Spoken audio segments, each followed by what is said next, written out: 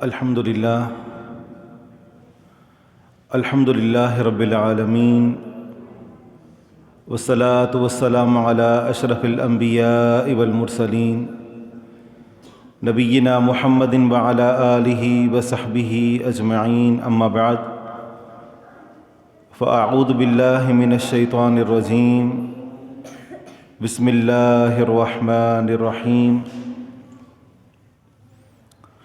وَلْيَخْشَ الَّذِينَ لَوْ تَرَكُوا مِنْ خَلْفِهِمْ ذُرِّيَّةً ضِعَافًا خَافُوا عَلَيْهِمْ فَلْيَتَّقُوا اللَّهَ وَلْيَقُولُوا قَوْلًا سَدِيدًا۔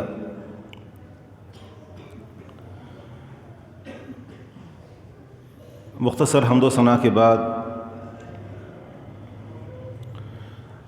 اللہ تبارک و تعالیٰ نے ہمیں جو نعمتیں عطا فرمائی ہیں، بے تحاشا نعمتیں ہیں۔ ان میں سے ایک بہت بڑی نعمت اولاد کی نعمت ہے۔ اولاد کتنی بڑی نعمت ہے، اس کا اندازہ ان شادی شدہ افراد سے پوچھ کر لگایا جا سکتا ہے جن کی زندگی جو ازدواجی زندگی ہے، کئی سال گزر چکے ہیں اور وہ اولاد کی نعمت سے محروم ہوں۔ انسان اولاد کے حصول کے لیے سب کچھ کرنے کے لیے تیار ہوتا ہے، اپنا مال لٹاتا ہے علاج معالجے کی خاطر، اور بسا اوقات لوگ اپنا دین ایمان اور اپنی عزت تک بیچ ڈالتے ہیں صرف اولاد کے حصول کے لیے۔ پھر جب اللہ تبارک و تعالیٰ اولاد کی صورت میں انہیں یہ نعمت عطا فرماتا ہے تو اپنا تن من دھن سب کچھ اولاد کے لیے قربان کر دیتے ہیں۔ بس ایک چھوٹی سی موہوم سی ایک امید ہوتی ہے کہ کل کی بات یہی ہمارے بچے آگے بڑھ کر جب ہمیں سہارے کی ضرورت ہوگی یہ ہمارا ہاتھ تھامیں گے، لیکن حقیقت حال آپ کے سامنے ہے۔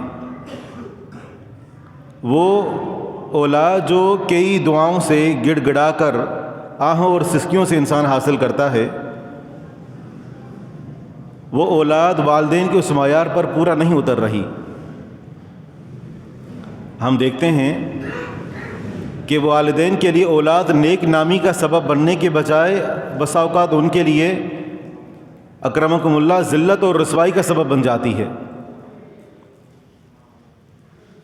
تو اس کے پیچھے آخر وجہ کیا ہے؟ موجودہ دور میں ہماری جو نوجوان نسل کہ جس کے اوپر ہمارے مستقبل کا بوجھ ہوتا ہے، آخر کیا وجہ ہے کہ وہ والدین کو خون کے آنسو رلانے پر مجبور ہو جاتے ہیں؟ آخر ایسی کیا وجہ ہے کہ والدین اپنا سب کچھ قربان کرنے کے باوجود اولاد سے اس طرح مستفید نہیں ہو پاتے جیسا کہ اولاد کی ذمہ داریاں ہیں؟ صرف اسی نقطے کی طرف توجہ مبذول کروانا مقصود ہے۔ عزیز دوستو، سمجھنے کی بات یہ ہے کہ سلف صالحین نے جب اپنی اولاد کی جس نہج اور جن خطوط پر تربیت کی، ان کے سامنے ایک اعلیٰ مقصد تھا کہ اپنی اولاد کو اللہ کے دین کے لیے ان کو استعمال کرنا ہے۔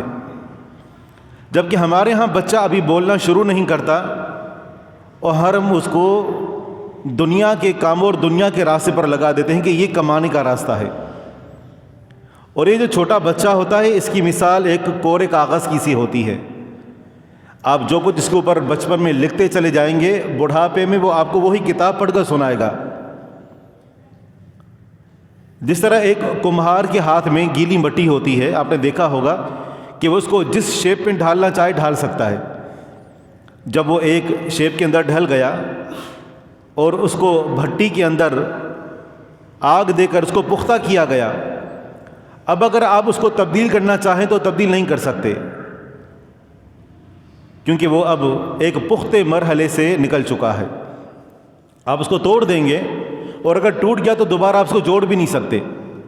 تو یہی مثال بچوں کی فطرت کی سی ہوتی ہے کہ بچپن میں آپ جس طرح ان کو موڑنا چاہیں موڑ لیں، جس راہ پر ڈالنا چاہیں ڈال دیں، لیکن جب بچوں کی تربیت معاشرے نے کر لی اور اس کے بعد بچے اپنے قد کاٹھ اور اپنے قدموں پر کھڑے ہو گئے، اس کے بعد اگر آپ ان کو تبدیل کرنا چاہیں گے تو آپ تبدیل نہیں کر سکتے۔ جس طرح ایک چھوٹی سی کومپل زمین سے نکلتی ہے، آپ جس طرح چاہیں اس کو موڑ سکتے ہیں، لیکن جب وہ تناور درخت ہو گیا اب آپ اس کو موڑنا چاہیں گے تو توڑ دیں گے۔ تو یہی ایک انسان کی بھی فطرت ہے، جس کا معنی یہ کہ کہیں نہ کہیں کمی کوتاہی والدین سے ہوتی ہے۔ دیکھیں، تربیت کا یہ مطلب نہیں ہے کہ آپ والدین کچھ اولاد کو سمجھا دیں کہ بیٹا یہ کام کرو، یہ نہ کرو، یہ اچھا ہے، یہ برا ہے، اتنا کافی نہیں ہے، بلکہ بچے قول سے زیادہ عمل سے اثر لیتے ہیں، کیونکہ عمل انسان کے ساتھ 24 گھنٹے رہتا ہے، جبکہ نصیحت جو بطور بات کی جائے اس کا اثر جو ہوتا ہے وہ وقتی طور پر ہوتا ہے۔ اس لیے والدین کے لیے سب سے پہلے خود ایک عملی نمونہ بن کر اولاد کو دکھانا ہوگا کہ انہوں نے کیسا بننا ہے۔ اللہ رب العالمین نے قرآن کریم میں اہل ایمان کو سرزنش کرتے ہوئے فرمایا کہ یا ایھا الذین آمنوا لم تقولون ما لا تفعلون کبر مقتا عند اللہ ان تقولوا ما لا تفعلون۔ اے اہل ایمان، تم ایسی بات کیوں کہتے ہو کہ جس پر تمہارا خود کا عمل نہیں ہے؟ ایسی بات دوسروں کو کیوں بتاتے ہو کہ جس پر تم خود عمل نہیں کرتے؟ فرمایا کہ اللہ تعالیٰ کے ہاں بہت بڑا گناہ ہے کہ تم کوئی ایسی بات کرو کہ جس پر تمہارا خود کا عمل نہ ہو۔ اتأمرون الناس بالبر وتنسون انفسکم وانتم تتلون الکتاب افلا تعقلون۔ کیا تم لوگوں کو نیکی کا حکم دیتے ہو، خود کو بھول جاتے ہو؟ حالانکہ تم کتاب کی تلاوت کرتے ہو، اس کو پڑھتے ہو، کیا تمہیں عقل نہیں ہے؟ تو اللہ تعالیٰ نے کس قدر سخت جملوں کے اندر ہمیں مخاطب کر کے فرمایا ہے کہ ہمارا قول اور فعل کے اندر تضاد نہیں ہونا چاہیے۔ جب تک ہم عملی طور پر خود ایک نمونہ بن کر اولاد کے سامنے پیش نہیں کریں گے، تب تک ان سے یہ امید لگانا عبث ہے، بے فائدہ ہے کہ وہ ایک معاشرے کے لیے مفید اور مینار نور ثابت ہوں گے۔ اللہ رب العالمین نے ایک اور موقع پر فرمایا وَلْيَخْشَ الَّذِينَ لَوْ تَرَكُوا مِنْ خَلْفِهِمْ ذُرِّيَّةً ضِعَافًا خَافُوا عَلَيْهِمْ فَلْيَتَّقُوا اللَّهَ وَلْيَقُولُوا قَوْلًا سَدِيدًا۔ وہ لوگ جن کو اس بات کا خوف ہے کہ اگر وہ اپنی کمزور اولاد کو پیچھے چھوڑ کر مر گئے تو ان کے بعد ان کی اولاد کا کیا ہوگا، جن لوگوں کو یہ خوف لاحق ہے، فرمایا ان کو صرف دو کام کرنے ہیں، فَلْيَتَّقُوا اللَّهَ وَلْيَقُولُوا قَوْلًا سَدِيدًا، اللہ سے ڈریں اور ہمیشہ سچی اور سیدھی بات کریں۔ باقی ان کی جو آنے والی نسل ہے اللہ تعالیٰ خود اس کا محافظ ہوگا، صرف وہ اپنی اصلاح کر کے بتائیں، پھر دیکھیں کہ اللہ تعالیٰ کس طرح آنے والے نسلوں کی خود حفاظت فرماتا ہے۔ صرف دو کام کرنے ہیں، فَلْيَتَّقُوا اللَّهَ وَلْيَقُولُوا قَوْلًا سَدِيدًا، اللہ سے ڈریں، اپنے قول میں اور اپنے عمل میں سچے ہوں، مخلص ہوں، باکردار ہوں۔ یہی وہ تعلیم ہے جو ہمیں پیغمبر علیہ الصلوۃ والسلام نے دی۔ امام طبری رحمہ اللہ قرآن کریم کی یہ آیت فَمَن يَعْمَلْ مِثْقَالَ ذَرَّةٍ خَيْرًا يَرَهُ، اس آیت کریمہ کی تفسیر میں ایک حدیث پیش کی ہے انہوں نے، کہتے ہیں کہ ایک صحابی سیدنا سلمان بن عامر رضی اللہ عنہ اللہ کے رسول صلی اللہ علیہ وسلم کے پاس آئے، آ کر انہوں نے اپنے والد کے بارے میں ایک سوال کیا، کہنے لگے کہ ان ابی کان یصل الرحم ویفی بالذمۃ ویقری الضیف، کہ میرے والد کے اندر 3 خوبیاں تھیں، کمال کی خوبیاں۔ میرے والد لوگوں کے ساتھ صلہ رحمی کیا کرتے تھے، لوگ جب آپ سے رشتہ توڑنا چاہیں اور اس وقت آپ ان سے رشتہ جوڑیں، یہ بڑا عظیمت والا کام ہے، ہر کسی کو اس کام کے کرنے کی توفیق نہیں ملتی، نہ یہ ہر ایک کے بس کی بات ہے کہ رشتہ دار آپ سے تعلق توڑنا چاہیں، آپ آگے بڑھ کر جڑیں۔ فرمایا کہ میرے والد صلہ رحمی کیا کرتے تھے۔ دوسری خوبی یہ تھی کہ اگر کوئی وعدہ کر لیا، اگر کوئی اپنے اوپر ذمہ داری لے لی، اپنی زبان سے پیچھے نہیں ہٹتے تھے، اس کو پورا کر کے رہتے۔ یہ بہت بڑی خوبی ہے جو انسان کے کردار کی سچائی پر دلیل ہے۔ اور کہا کہ تیسری خوبی یہ تھی کہ میرے والد کرام بھلا کے مہمان نواز تھے، اور مہمان نوازی کے لیے وسعت قلبی چاہیے۔ اب آپ مجھے یہ بتائیں کہ میرے والد کو یہ جو خوبیاں ہیں کیا یہ ان کو فائدہ دیں گی؟ اللہ کے رسول صلی اللہ علیہ وسلم نے ایک ہی سوال کیا، فرمایا کہ متى مات، تمہارے والد کا انتقال کب ہوا تھا؟ اس نے کہا کہ اسلام سے پہلے۔ آپ علیہ الصلوۃ والسلام نے جواب دیا کہ تمہارے والد کی جتنی بھی نیکیاں تھیں، ان نیکیوں کا تمہارے والد کو کوئی فائدہ نہیں ہوگا۔ بزرگ صحابی تھے، والد کا جب یہ انجام سنا غمگین ہو گئے، اٹھ کر اور واپس جانے لگے تو اللہ کے رسول صلی اللہ علیہ وسلم فرمایا کہ علیہ بالشیخ، بزرگ کو میرے پاس بلاؤ۔ جب وہ واپس آ گئے تو آپ علیہ الصلوۃ والسلام فرمایا کہ یہ ٹھیک ہے، تمہارے والد کو تمہارے والد کو اس کی نیکیوں کا کوئی فائدہ نہیں ہوگا، لیکن تمہارا والد چونکہ نیک انسان تھا، بھلے وہ مشرک تھا، حالت کفر میں اس کی موت ہوئی، لیکن فرمایا تمہارے والد کی نیکیوں کا تمہیں 3 طریقے سے فائدہ ہوگا۔ انکم لن تضلوا ابدا ولن تخذلوا ابدا ولن تفتقروا ابدا۔ فرمایا کہ تم کبھی بھی جب تک زندہ رہو گے کبھی ذلیل نہیں ہوگے، کبھی کسی موقع پر ایسا نہیں ہو سکتا کہ تم سے کوئی ایسا کام سرزد ہو جس بنا پر تمہارا معاشرے میں مقام ختم ہو جائے۔ تمہارے کافر والد کی نیکیوں کا اللہ تعالیٰ تمہیں بدلہ دے گا۔ اور دوسرا یہ کہ کبھی ایسا نہیں ہوگا کہ تمہیں بے یار و مددگار چھوڑ دیا جائے۔ حوادث سے زمانہ اگر تم پر آئیں گے تو کہیں نہ کہیں سے لوگ اٹھ کر تمہاری مدد کریں گے۔ اور تیسری خوبی یہ فرمایا کہ وَلَن تَفْتَقِرُوا أَبَدًا، تم کبھی بھی محتاج نہیں ہوگے۔ جس بات کی توجہ مبذول کروانا مقصود ہے وہ یہ کہ ایک شخص اگر حالت کفر کے اندر فوت ہو جاتا ہے، لیکن اگر وہ نیکیاں کر کر کے مر گیا، بھلے آخرت میں اس کے لیے کچھ نہیں ہے، لیکن اس کی اولاد کو اس کی نیکیوں کا فائدہ ضرور پہنچتا ہے۔ اگر ہم خود اپنی اصلاح کر لیں، اللہ تعالیٰ کے ساتھ سچے اور مخلص ہو جائیں، تو پھر ہمیں اپنی اولاد کے بارے میں فکر مند ہونے کی ضرورت نہیں ہے، کیونکہ اللہ تعالیٰ خود ان کا محافظ ہوگا۔ اللہ رب العالمین نے قرآن کریم میں سورہ کہف کے اندر اسی ہی چیز کی طرف توجہ مبذول کروائی۔ سیدنا خضر علیہ السلام اور سیدنا موسیٰ علیہ السلام کا واقعہ بڑی تفصیل کے ساتھ آپ نے سنا کہ انہوں نے کس طریقے سے ایک گرتی ہوئی دیوار کو سہارا دے کر دوبارہ نئے سرے سے تعمیر کر کے کھڑا کر دیا۔ جب پوچھا موسیٰ علیہ السلام نے تو وجہ کیا بتائی؟ وَأَمَّا الْجِدَارُ فَكَانَ لِغُلَامَيْنِ يَتِيمَيْنِ فِي الْمَدِينَةِ وَكَانَ تَحْتَهُ كَنْزٌ لَهُمَا وَكَانَ أَبُوهُمَا صَالِحًا۔ اللہ تعالیٰ وقت کے 2 پیغمبروں سے یا ایک پیغمبر اور ایک اپنے ولی سے کام لے رہا ہے، اور کام کیا تھا کہ ایک شہر کے اندر بسنے والے 2 یتیم بچے، ان کے والد نے فوت ہونے سے پہلے اپنا پورا خزانہ دیوار کے نیچے دبا دیا۔ اب بچے جب بلوغت کو پہنچیں تو تب جا کر نکالیں، لیکن دیوار گر رہی ہے۔ اللہ تعالیٰ نے اپنے 2 برگزیدہ بندوں کو مسلط کیا اور ان سے کام لیا، صرف اس وجہ سے وَكَانَ أَبُوهُمَا صَالِحًا کہ ان کے والدین نیک تھے۔ جب والدین نیک ہوں تو پھر اللہ تعالیٰ اولاد کی حفاظت کے اسباب خود مہیا کرتا ہے، خود اللہ تعالیٰ ان کا خود محافظ بن جاتا ہے۔ صرف ضرورت اس امر کی ہے کہ ہم اللہ تعالیٰ کے ساتھ سچے ہو جائیں۔ عظیم صحابی سیدنا عبداللہ بن مسعود رضی اللہ عنہ کے بارے میں آتا ہے کہ رات کو اٹھ کر اور تہجد کی نماز پڑھا کرتے تھے۔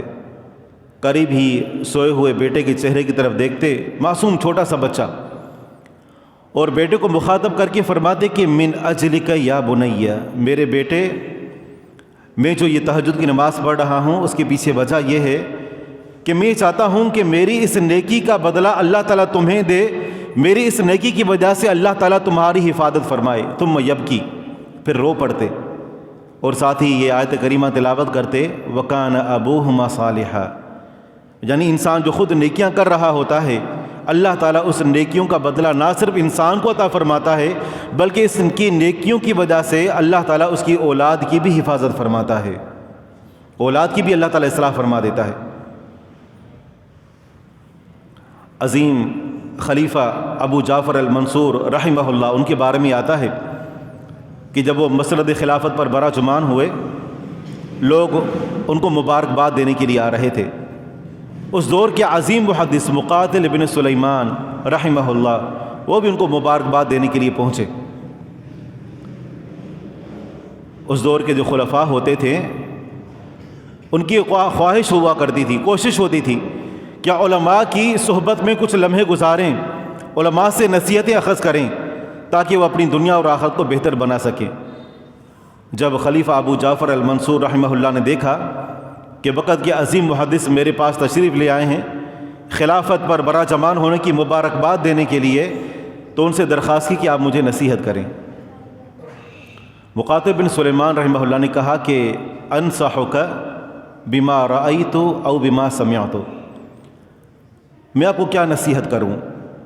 اب تک جو میں نے باتیں سنی ہیں ان باتوں کی روشنی میں آپ کو نصیحت کروں، یا جو میرا خود کا ذاتی تجربہ ہے اس ذاتی تجربے کی روشنی میں آپ کو نصیحت کروں؟ یعنی قرآن و حدیث اور اقوال سلف سننا چاہتے ہو یا اپنا ذاتی تجربہ؟ خلیفہ ابو جعفر المنصور نے کہا کہ بل بما رأیت، آپ اپنا تجربہ جو ہے اس کے ذریعے سے آپ مجھے کوئی نصیحت کریں۔ کہ لگے پھر سنو، ایک وقت تھا میں نے دیکھا کہ خلیفہ عمر بن عبدالعزیز رحمہ اللہ فوت ہوئے، انہوں نے اپنے پیچھے 11 بیٹے چھوڑے، اور ان کا جو پورا ترکہ تھا، پوری وراثت تھی، جب اس کو دیکھا گیا تو صرف 18 دینار ان کے ترکے کے اندر موجود تھے۔ ان میں سے 5 دینار سے ایک زمین خریدی گئی جس میں ان کے دفن کیا گیا، قبر کے لیے زمین، اور 4 دینار سے ان کے لیے ان کی شایع نشان کفن کا بندوبست کیا گیا۔ باقی جو 9 دینار بچتے تھے 11 بیٹوں میں تقسیم ہوئے، اور ایک ایک بیٹے کو پورا 1 دینار بھی نہیں آیا۔ کاکہ وقت گزرتا رہا، اس کے بعد میں نے ایک اور منظر دیکھا، وہ یہ تھا کہ خلیفہ عبد الملک بن مروان، اس کو بھی میں نے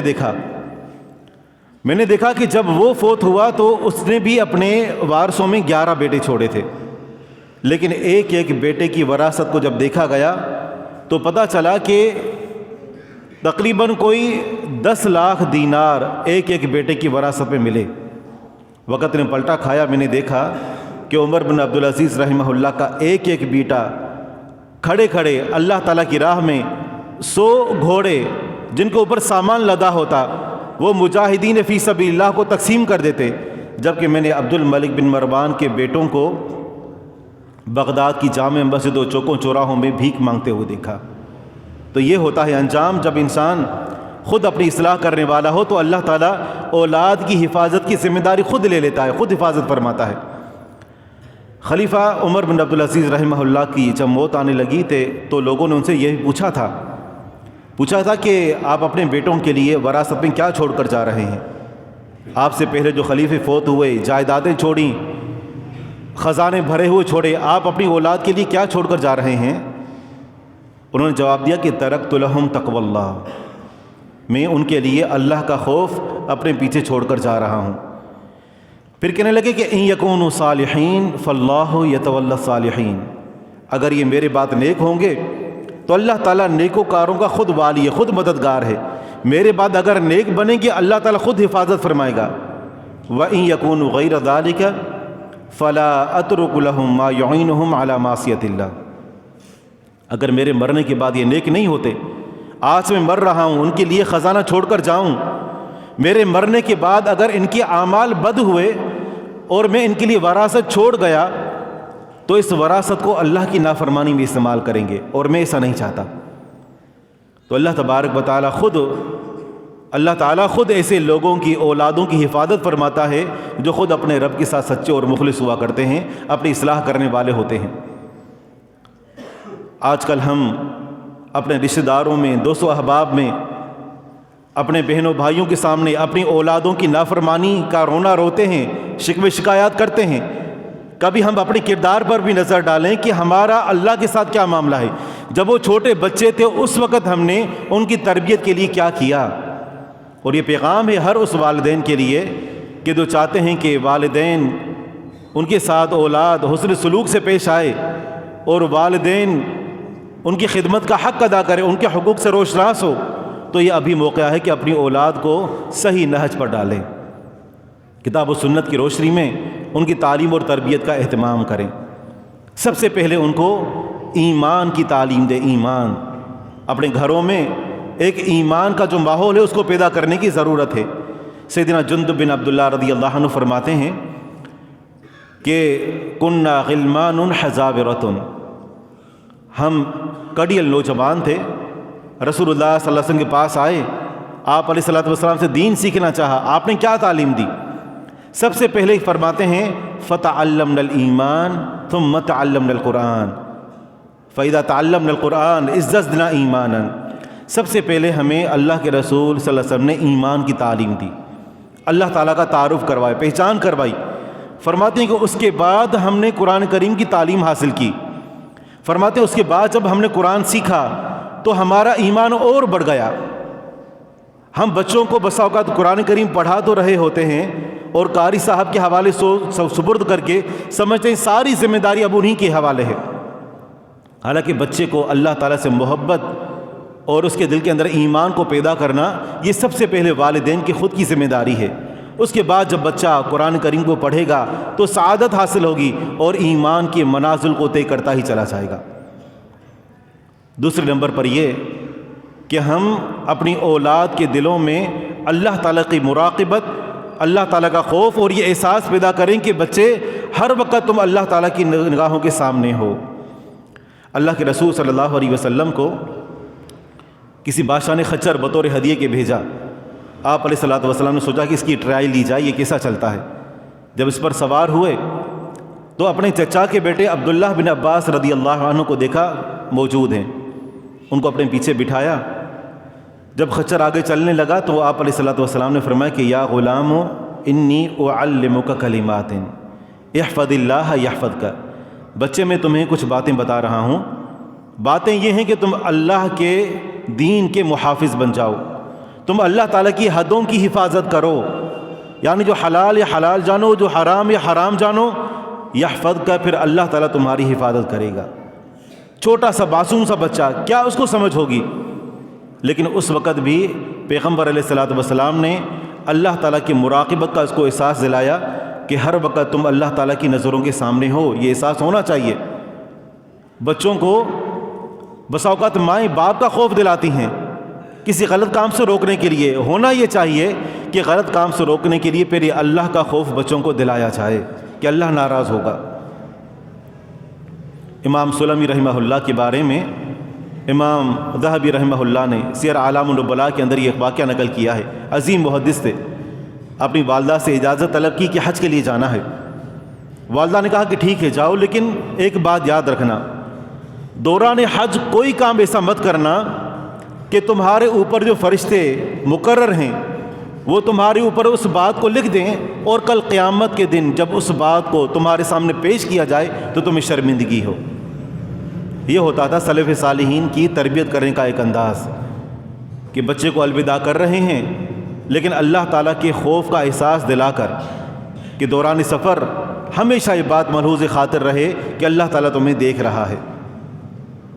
بچوں کی تعلیم اور تربیت میں یہ بات بھی بہت اہم کردار ادا کرتی ہے کہ ہم بچوں کے دلوں میں سلف صالحین کی سیرت اور ان کی محبت کو بٹھائیں، ان کو ان کے کردار سے روشناس کروائیں کہ ہمارے جو اصل ہیروز تھے وہ کون تھے، ان کے کردار سے ان کو واقف کرائیں کہ ان کی کیا خدمات تھیں۔ آج ہمارے جو چھوٹے چھوٹے معصوم بچے ہیں وہ بسا اوقات انگریزوں اور ہندوؤں کے اداکاروں کو تو جانتے ہیں، ان کی پوری فیملیز کے تعارف سے واقف ہوتے ہیں، کیا کھاتے ہیں، کیا پیتے ہیں، کس کا کون سا نیا ڈرامہ اور نئی فلم آ رہی ہے۔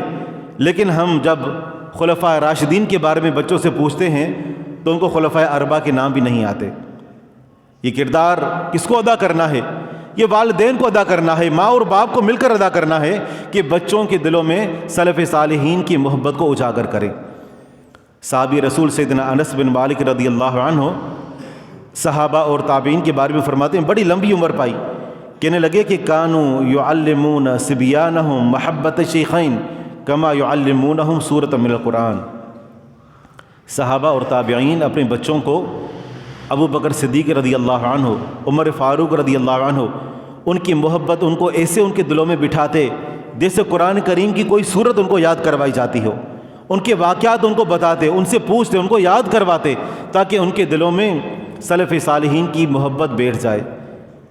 امام احمد بن حنبل رحمہ اللہ کے بیٹے صالح رحمہ اللہ فرماتے ہیں کہ جب کبھی میرے والد کے پاس کوئی عالم دین آتے، کوئی بزرگ، کوئی زاہد آدمی آتے میرے پیچھے کسی آدمی کو بھیج کر اور مجھے بلاتے تاکہ میں اس کو دیکھوں، اس کے بیٹھنے کا، چلنے پھرنے کا، بات چیت کرنے کا کیا انداز ہے۔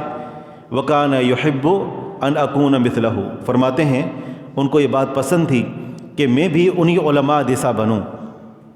تو یہ کردار والدین ادا کرنا ہوتا ہے کہ اپنی اولاد کے دلوں میں سلف صالحین، اسلامی ہیروز اور ہمارے اس اسلامی معاشرے میں جو اہم کردار ادا کرنے والی شخصیات ہیں ان کو تعارف کروائیں، ان کی پہچان کروائیں، تاکہ ان کے سامنے ایک روشن اور ایک بہترین مثال اور عملی نمونہ موجود ہو۔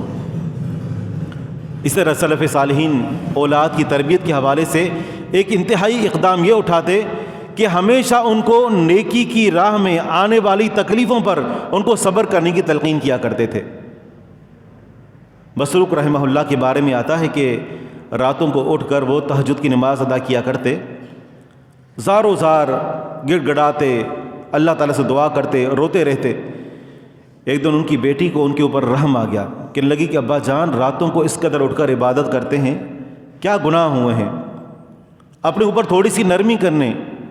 کہنے لگے کہ یا بنتی اشفق علی نفسی لیوم کان مقدارہ 50,000 سنہ، میری بچی میں اپنے نفس پر شفقت ہی کر رہا ہوں، میں اپنے نفس پر اس دن کے لیے شفقت کو تیار کر رہا ہوں کہ جس دن کی مقدار 50,000 سال کے برابر ہوگی۔ عمل کر رہے ہیں۔ بیٹی نے کہا کہ تھوڑا اپنے اوپر نرمی کریں، تو کہا کہ یہ در حقیقت نرمی کا ہی ایک مظہر ہے، میں اپنا خیر خواہ ہوں، تبھی میں ان اعمال صالحہ کا ذخیرہ جمع کر رہا ہوں۔ عظیم صحابی سیدنا عبداللہ بن زبیر رضی اللہ عنہ نے جب مکہ میں خلافت کا دعویٰ کر دیا اور اموی خلفاء نے حجاج بن یوسف کو بھیجا کہ جا کر خانہ کعبہ کا محاصرہ کر کے اور عبداللہ بن زبیر رضی اللہ عنہ کو پھانسی پر لٹکائیں۔ حجاج بن یوسف نے ایسا ہی آ کر کیا۔ عبداللہ بن زبیر رضی اللہ عنہ اپنی والدہ اسماء بنت ابی بکر رضی اللہ تعالی عنہ جو نابینا ہو چکی تھی ان کے پاس آئے، کہا کہ اماں جان آپ مجھے کوئی نصیحت کریں۔ کہنے لگیں کہ بیٹے اگر تم اللہ تعالیٰ کی راہ میں لڑ رہے ہو، تم حق پر ہو، تو پھر اگر تمہارے اوپر تلوار پڑتی ہے تو یہ تلوار پڑنا اور تمہارا سر تمہارے تن سے جدا ہو یہ کہیں زیادہ بہتر ہے اس بات سے کہ تم باطل پر ہو اور باطل میں کوڑے کھا کر پیٹ پھیر کر بھاگ رہے ہو۔ اگر تم حق پر ہو تو پھر جم کر تم نے ڈٹ کر مقابلہ کرنا ہے۔ نابینا خاتون تھیں، ان کے کرتے کے اوپر جب ہاتھ پھیرا تو ان کو کوئی کھردری چیز محسوس ہوئی۔ کہنے لگے کہ بچے یہ کیا ہے؟ کہنے لگے کہ اماں جان یہ میں نے قمیض کے نیچے زرہ پہنی ہے۔ اللہ اکبر۔ کہنے لگی کہ جو اللہ کی راہ میں لڑنے والے ہوتے ہیں، شہادت کے متمنی ہوتے ہیں، وہ اپنا دفاع اس طریقے سے نہیں کیا کرتے، اپنا بچاؤ اس طریقے سے اختیار نہیں کیا کرتے۔ اگر تم اللہ کی راہ میں ہو اور حق پر ہو تو پھر تمہیں ڈرنے کی کیا ضرورت ہے؟ اگر جیت گئے تو حق پر ہو اور اگر مر گئے تو اللہ کی راہ میں شہید ہو۔ تو یہ جذبہ چاہیے والدین کے اندر کہ وہ اپنی اولاد کی تربیت کے حوالے سے یہ کردار ادا کریں۔ اسی طرح والدین اگر کسی نافرمانی کے مرتکب ہو رہے ہوں، کسی معصیت کا ارتکاب کر رہے ہوں، کسی شرعی تعلیم کی خلاف ورزی کر رہے ہوں، تو اس وقت والدین کا کردار بہت اہم ہوتا ہے۔ اگر آپ نے اس وقت اس کو بچہ سمجھ کر چھوڑ دیا تو کل کے بعد آہستہ آہستہ جب یہ نافرمانی جڑ پکڑ لے گی تو اس کو تبدیل کرنا مشکل ہو جائے گا۔ ہمارے چھوٹے چھوٹے بچے غیر شرعی لباس پہنتے ہیں، ہم سوچتے ہیں کیا ہے، بچہ ہی تو ہے۔ اگر بچی بے پردگی کا مظاہرہ کر رہی ہو، ہم سوچتے ہیں کیا ہوا، ابھی چھوٹی بچی تو ہے۔ اگر وہ خلاف شرع کام کر رہے ہوں، نماز نہ پڑھے، ہم کہتے ہیں چھوٹے بچے ہی تو ہیں، حالانکہ یہی وہ وقت ہوتا ہے جس میں ان کی اصل تربیت کرنا مقصود ہوتی ہے۔ ابن ماجہ کی روایت ہے، سیدنا عبداللہ بن مغفل رضی اللہ عنہ اپنے بھتیجے کے ساتھ بیٹھے ہوئے تھے۔ ان کے بھتیجے نے کیا کیا کہ کنکریاں اٹھائیں اور اٹھا کر مارنا شروع کر دی۔ عبداللہ بن مغفل رضی اللہ عنہ نے کہا کہ بچے، اللہ کے رسول صلی اللہ علیہ وسلم کی حدیث ہے، آپ علیہ الصلوۃ والسلام نے کنکریاں پھینک کر مارنے سے منع کیا ہے۔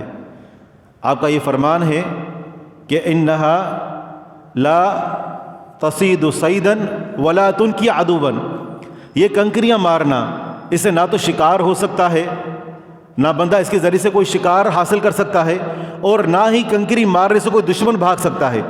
ہاں کنکری مارنے کا نقصان ہو سکتا ہے، لیکنھا تکسر السن و تخفی العین، کسی کو کنکری لگی اس کا دانت ٹوٹ سکتا ہے، کسی کی آنکھ پھوٹ سکتی ہے، یہ کام نہ کرو۔ حدیث سنا کر خاموش ہوئے، دیکھا کہ ان کا بچہ، ان کا بھتیجا دوبارہ سے وہی کام کرنے لگ گیا۔ سخت غصے میں آ گئے، کہنے لگے کہ میں تمہیں رسول اللہ صلی اللہ علیہ وسلم کی حدیث بتا رہا ہوں اور تم ہو کہ تو اپنی اس حرکت سے باز ہی نہیں آتے۔ لا اکلمک ابدا، آخر میں کہا کہ آج کے بعد میں کبھی تم سے کوئی بات نہیں کروں گا۔ جب بچہ کسی نافرمانی کا مرتکب ہو رہا ہو تو یہ وہ موقع ہے کہ بچے کو تنبیہ کر دی جائے۔ ابن ماجہ ہی کی روایت ہے، سیدنا عبداللہ بن عمر رضی اللہ عنہ نے یہ حدیث بیان کی کہ لگے کہ اللہ کے رسول صلی اللہ علیہ وسلم کا فرمان ہے، لا تمنعوا اماء اللہ مساجد اللہ، اللہ کی بندیوں کو اللہ کے گھروں میں آنے سے مت روکو۔ اگر آپ کے گھر کی خواتین مسجد میں آ کر نماز پڑھنا چاہتی ہیں تو ان کو مت روکو۔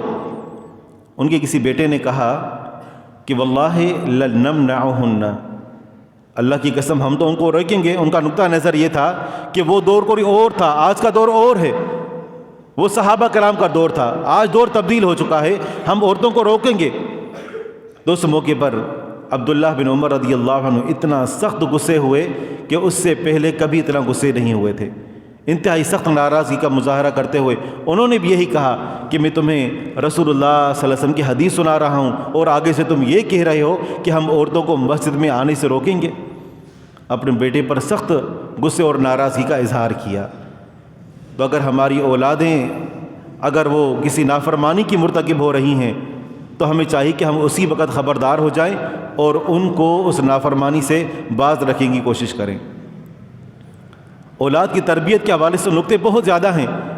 آخری بات جو بالخصوص عصر حاضر کی ضرورت ہے اور وہ یہ ہے کہ ہم بس اوقات کووڈ کی وجہ سے یا کسی اور معاملات کی وجہ سے جب اکثر تعلیم آن لائن ہو چکی ہے تو اپنے بچوں کے ہاتھوں میں اسمارٹ فون اور اس طرح کی ڈیوائسز دے کر اور مطمئن ہو جاتے ہیں کہ بچے استعمال کر رہے ہیں، تعلیم حاصل کر رہے ہیں، جبکہ ہم کبھی پلٹ کر دیکھتے نہیں ہیں، کبھی ہم پلٹ کر سوچتے نہیں ہیں کہ ہمارے ان بچوں کا ان ڈیوائسز نے کیا اثر کیا ہے۔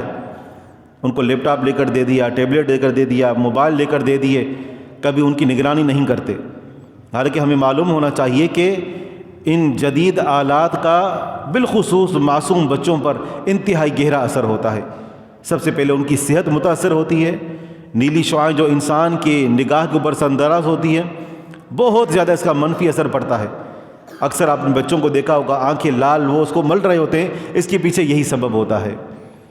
اور بسا اوقات اس کے پیچھے دوسرا سبب ان چیزوں کے استعمال کرنے کا وہ یہ ہوتا ہے کہ بچہ اپنی ایک الگ سے دنیا بسا لیتا ہے، وہ ایک سوشل لائف جو گزارنی چاہیے اس سے ایک طرف ہو جاتا ہے۔ جو جسمانی طور پر جو اس نے دلچسپیوں کا مظاہرہ کرنا چاہیے، کھیل کود میں حصہ لینا چاہیے، وہ صرف ایک طرف ہو کر اور صرف ان ڈیوائسز پر گیمنگ کے اندر ہی مبتلا ہو جاتا ہے، ایک تنہائی والی زندگی اختیار کر لیتا ہے۔ اس سے بڑھ کر بسا اوقات نقصان یہ ہوتا ہے کہ بچہ شروع میں اس کے سامنے اس طرح کے پیجز کھلتے ہیں کہ جو اس کو نہیں دیکھنے چاہیے، بچہ بسا اوقات نظر انداز کر بھی دیتا ہے، لیکن آہستہ آہستہ یہ بات جو ہے بچے کے اندر تجسس پیدا کرتی ہے، بچہ آگے بڑھتا ہے، دیکھتا ہے، اور نوجوان خون ہے، اگر بالغ ہو چکا ہو یا نہ ہوا ہو تو ان چیزوں کی طرف جلدی مائل ہو جاتا ہے اور پھر انہی چیزوں کا ہو کر رہ جاتا ہے۔ بس اوقات ایسا ہوتا ہے کہ ان گیمنگز کے اندر اور اس طرح جو پروگرام ہوتے ہیں، کچھ اپلیکیشنز کہ جن کے اندر شرائع اسلام کی توہین کی جاتی ہے۔ آپ نے بہت ساری ایسی گیمیں دیکھی ہوں گی کہ جن کے اندر اس طرح کے مناظر دکھائے جاتے ہیں کہ معاذ اللہ باتھ روم کے اندر قرآن رکھا ہوا ہے، کسی کو دہشت گرد دکھایا گیا ہے جس کو اس نے قتل کرنا ہے اور وہ مسجد حرام یا مسجد نبوی سے باہر نکل رہا ہے، بڑی بڑی اس کی داڑھی ہے اور اس کو مارنے پر پوائنٹس ملتے ہیں۔ کبھی آپ بچوں کی گیموں کو دیکھیں گے تو آپ کو اندازہ ہوگا کہ ان کے ذریعے سے ہمارے بچوں کو کس طریقے سے ان کی برین کو واش کیا جا رہا ہے اور اسلام سے متنفر کیا جا رہا ہے۔ تو ان جدید آلات کو ضرور دیں، وقت کی ضرورت ہے، لیکن اپنی نگرانی میں ان کو استعمال کروائیں۔ بچوں کو دیکھ کر بے فکر نہ ہوں کہ اب بچے ہیں اور جو چاہیں وہ اس کو دیکھیں گے، اپنی حفاظت خود کریں۔ یہ تو ایسا ہی ہے کہ بچے کو کسی آگ کے اندر دھکیل دیا اور کہا کہ یہ بچہ خود ہی اپنی حفاظت کر لے گا۔ اور آخری بات، اس بات پر ہم عام طور پر گفتگو نہیں کرتے، نہ ماں اور باپ، نہ بہن بھائی، نہ رشتہ دار، کوئی بھی اس موضوع پر بات کرنے کے لیے تیار نہیں ہوتا، جس پر توجہ دینے کی ضرورت ہے، اور وہ یہ ہے اپنے بچوں کی حفاظت کرنا، بالخصوص معصوم اور چھوٹے بچے۔ موجودہ دور میں معاشرہ کس حد تک جا چکا ہے، ہم وہی پرانا ذہن لے کر چل رہے ہوتے ہیں، لیکن ضرورت اس امر کی ہے کہ بچوں کو اپنے ہم عمر بچوں کے ساتھ کھیلنے کی اجازت ہو، بچوں کے اوپر نگرانی ہو، ان کو تنہائی میں نہ جانے دیا جائے، بالخصوص اڑوس پڑوس میں کسی ایسے آدمی یا کسی ایسے لڑکے کے ساتھ جو ان سے عمر میں بڑا ہے، اور بالخصوص اگر کسی کے پاس جاتے ہوئے بچہ گھبراتا ہے، خوف زدہ ہو جاتا ہے، جاتے ہوئے روتا ہے، بالخصوص اگر اس بچے کے ساتھ اس کا تعلق ناروا ہے، ایک ایسا سلوک ہے کہ جس وجہ سے بچہ اپنے آپ کو غیر محفوظ تصور کرتا ہے، تو والدین کو چاہیے کہ ہوش کے ناخن لیں اور اس طرح کی علامتوں کو سمجھیں اور اپنے بچوں کی خود حفاظت کی ذمہ داری اٹھائیں۔ اگر ایسا نہ ہوا تو پھر بسا اوقات بچوں کو بچپن کے اندر جو دماغی طور پر زخم لگتے ہیں، اور بچہ اگر کسی جنسی بے راہ روی کا شکار ہو گیا، کسی سے متاثر ہو گیا، تو پھر زندگی بھر یہ اثرات اس کے ساتھ ہو جاتے ہیں۔ میں بات کرنا نہیں چاہ رہا تھا لیکن بات اس طرف نکل گئی۔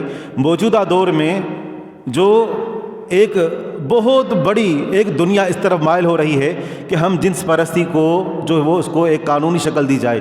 اس کے پیچھے وجہ کیا ہوتی ہے؟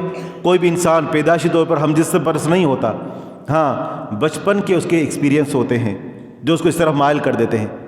بچپن میں اس کے ساتھ اس طرح کے معاملات ہوئے، اب اسی طرح اس کو اٹریکشن محسوس ہوتی ہے، اور بڑا ہو کر وہ اسی طرح مائل ہوتا ہے۔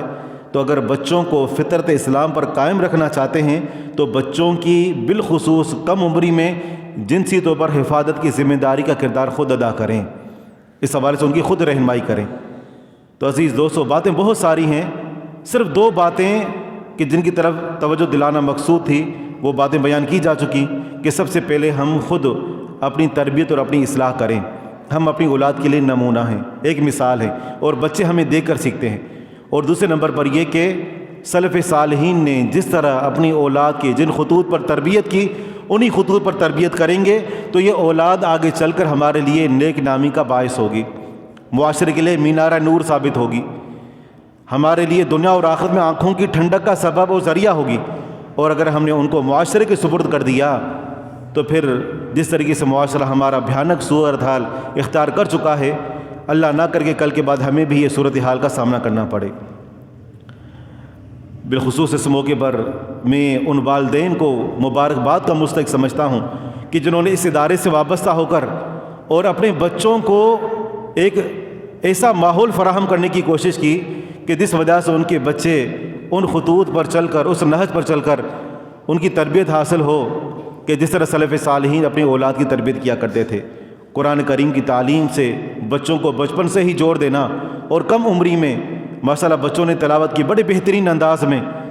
اس موقع پر جہاں والدین بھی مبارکباد کے مستحق ہیں، جہاں ادارہ اس مبارکباد کا مستحق ہے کہ انہوں نے اپنا کردار ادا کیا، وہاں قاری صاحبان بھی یقیناً بہت بڑے خوش نصیبی کے اور مبارکباد کے مستحق ہیں کہ جنہوں نے یوں محنت کر کے بچوں کو اپنے لیے دنیا اور آخرت میں صدقہ جاریہ بنایا۔ اللہ رب العالمین سے دعا ہے کہ اس ادارے کو دن دگنی اور رات چگنی ترقی عطا فرمائے۔